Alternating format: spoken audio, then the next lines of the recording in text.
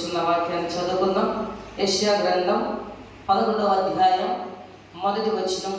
యెషయా మొద్దు నుండి చిగురు పుట్టును, వాని వేరుల నుండి అంకురము ఎదిగి ఫలించును.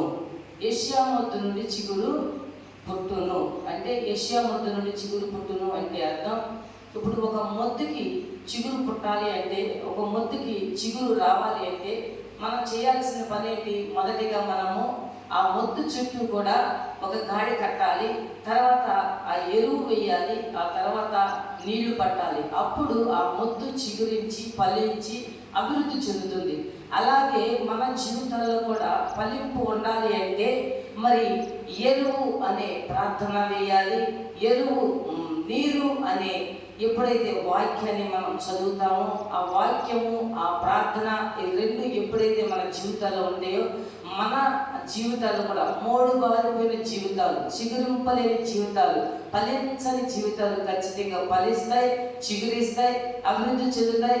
ఆ చెట్టు ఒక వృక్షం అయ్యి 10 మందికి ఎలాగో ఉపయోగపడుతుందో, ఈరోజు నీ జీవితం, నా జీవితం కూడా ఫలించి అభివృద్ధి చెంది అనేకులకి ఆశ్చర్యకరంగా, దేవునికరంగా మారుతుంది.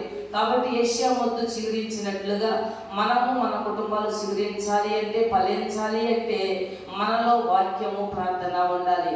నయోమి కుటుంబం ఎలాగైతే చిగురించిందో, నయోమి కుటుంబం ఎలాగైతే అభివృద్ధి చెందిందో, నయోమికి మనవళ్ళు మనవరాళ్ళు వచ్చి ఎలాగ సంతోషం, మోడు బారిపోయిన జీవితం చిగురించిందో, ఈరోజు మోడు బారిపోయిన నీ జీవితంలో గొప్ప చిగురు పుట్టబోతుంది, గొప్ప చిగురు రాబోతుంది. నువ్వు ఫలించబోతున్నావు, ఆశీర్వదించబడబోతున్నావు, దీవించబడబోతున్నావు.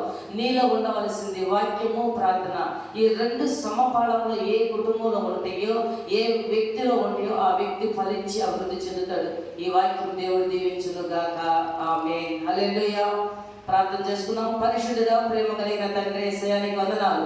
ఫలించుడు, కొమ్మగా ఎదగాలంటే యెషయా మొద్దు చిగురించినట్టునైనా మా జీవితాలు చిగురింప చేయమని, మా జీవితాలు ఆశీర్వదింపజేయమని, ఫలించుటకు సహాయం చేయమని, ఈ వాక్యం విన్న ప్రతి కుటుంబం ఆశీర్వదంగా, దీవెనకరంగా ఫలింపులు కలగ చేయమని, ఆశీర్వదించమని, దీవించమని, బలపరచమని యేసు నామమున అడుగుచున్నాం తండ్రి.